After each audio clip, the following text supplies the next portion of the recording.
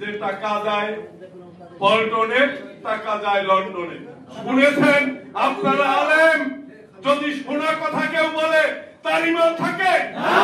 ওনার ইমান নাই। আজকে থেকে আমরা সার্টিফিকেট দিলাম, উনি বাংলাদেশে কোথাও মাহফিল করতে পারবে না, ওনার ইমান নাই। তারা ধর্মের নামে ব্যবসা করে দীর্ঘদিন ধরে।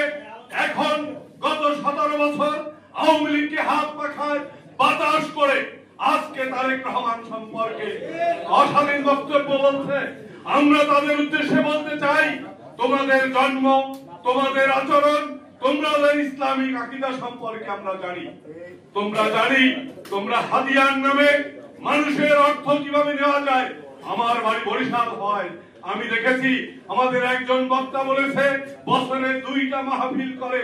এই মাহফিলে ওই এলাকার লক্ষ লক্ষ মানুষের বাস কেটে নিয়েছে, তাদের অনুমতি ছাড়া বিক্রি করে। তিনি একটা বক্তব্য বলেছেন, উনি শুনেছেন যে টাকা যায় পল্টনে, টাকা যায় লন্ডনে।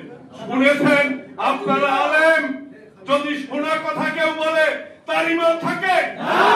ওনার ইমান নাই। আজকে থেকে আমরা সার্টিফিকেট দিলাম, উনি বাংলাদেশে কোথাও মাহফিল করতে পারবে না, ওনার ইমান নাই।